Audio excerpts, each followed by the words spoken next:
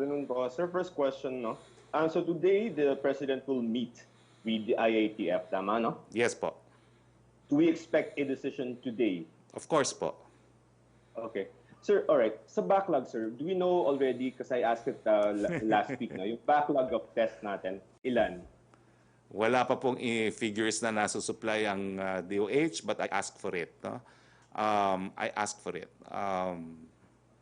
So I will continue asking for this figure from DOH. Hindi naman tinatago ng DOH yan.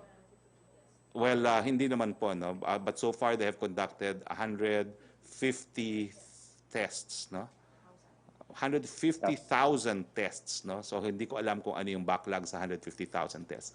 Kasi iba yung proseso ng swabbing, iba yung proseso ng processing. And these are not unique individuals. These are the tests na ginawa, not individuals, sir. Well, in the sense na binigyan po ng priority yung 20,000 or so OFWs na dumating na sa bansa, no? At kaya nga importante na sinara natin sa panandalian yung airport, no? Dahil nga hindi tayo makakope doon sa requirement for quarantine facilities habang nag-aantay sila ng results ng PCR.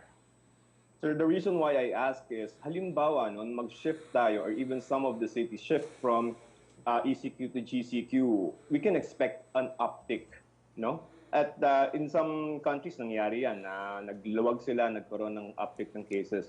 Meaning to say, sir, that if we have a backlog and then by next week we shift to a less strict quarantine measure, how are we going to handle the additional cases when we still have backlogs during this period? Well, that's why nga po, I'm very careful about saying whether or not we have flattened the curve. Dahil nga, titignan natin muna kung anong gagawin doon sa issue ng mga backlogs. Ang number one proposal po na narinig ko na is gamitin yung date of swabbing as a date of reporting para hindi naman po nagsaspike yung number of cases natin pag dumating na yung mga resulta ng PCR tests, no? And I'm going to prod the DOH to resolve this matter kasi talagang kung hindi natin gagawin yung itong paraan nito, parang biglang taas, no, dahil increase yung ating testing capacity. Another alternative is ang tinitignan nila is yung tinatawag na positivity, no, of the percentage of the total number tested, ano yung percentage na nagiging positive. At ngayon po, bumababa naman po yung percentage. Dati-rate, 10%. Ngayon, if I'm not mistaken, mga nasa 4%, no, which indicates na 7%, I stand corrected, no, which indicates na kahit papano, bumababa yung mga nagkakaroon talaga ng COVID cases, even if we have a backlog. No? And another proposal is to actually use yung case doubling rate, no, as a basis for concluding na na-flatten na yung curve. No? Dati-dati kasi, 2 to 3 days, dumodoble yung kaso ng COVID-19. Ngayon po sa Metro Manila, 5 days. And outside of Metro Manila, it's 7 days. So ito po yung mga iba-ibang pamamaraan para matrack natin if we are really able to flatten the curve. Pero sa presentation ko po ngayon, hindi na nga ako nag-komento if we're flattening the curve kasi gusto ko munang ibigay sa akin ng DOH yung datos sa backlog. And we agreed last Saturday that DOH will come up with this figure this week. Alright, sir, addressing fears ng public, no? Na pag sinabi nila na, halimbawa, nasa ECQ tayo and then we shift to GCQ na medyo mas maluwag ng konti but there's still quarantine measures, baka dumami yung cases. Well, alam niyo po, nasa kamay natin yan eh. Kasi ECQ, GCQ, yung CQ nandun pa rin.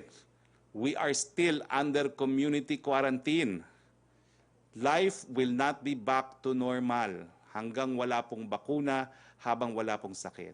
Sa mga darating na araw, papakita ko sa inyo kung ilan lang ang hospital natin, yung mga kama ng hospital, yung critical care beds, at yung capacity ng Willie-Willas 1, at makikita nyo na kapag hindi tayo nag-social distancing, hindi tayo nag-good hygiene, talagang mauubos po yung ating capacity. So, whether be it ECQ, GCQ, may CQ pa rin po yan, we are still under community quarantine. Nasa kamay po natin kung anong mangyayari kung tataas o bababa ang kaso ng COVID-19. Sir, can we handle an additional number of cases when we shift to GCQ? Well, the decision whether or not we will shift from ECQ to GCQ is precisely the issue of can we provide critical care to those who might get sick. At ngayon naman po, nakikita natin na we have capacity to take in more critical care patients. Kaya nga po, merong mga areas that will be declared under GCQ instead of ECQ. But we have to be very careful. Ulitin ko po, meron pa rin community quarantine, whether be it enhanced or general. Sir, would you confirm that there are at least 3 suggestions from the MMC, no? Yung ECQ extend, GCQ na transition, and then yung modified GCQ? Alam mo na, naguguluhan ako because I read the papers, no? And of course, some say that these are the 3 proposals. And then I read another report na it's not true daw, no? That there was no voting and that the MMDA will look into this and who looked into it, no? Pero ang sa akin naman po, we will listen to the suggestions of the mayors. After all, they are the primary implementers in their localized areas of the community quarantine. Pero trust naman po the IATF. We have experts, we have epidemiologists, we have statisticians, we're working with academicians. This will be a reasoned decision, a scientific decision, and it is not based on politics or any other consideration. Kung kinakailangan po mas maraming pondo to finance areas under ECQ, we will find the funds.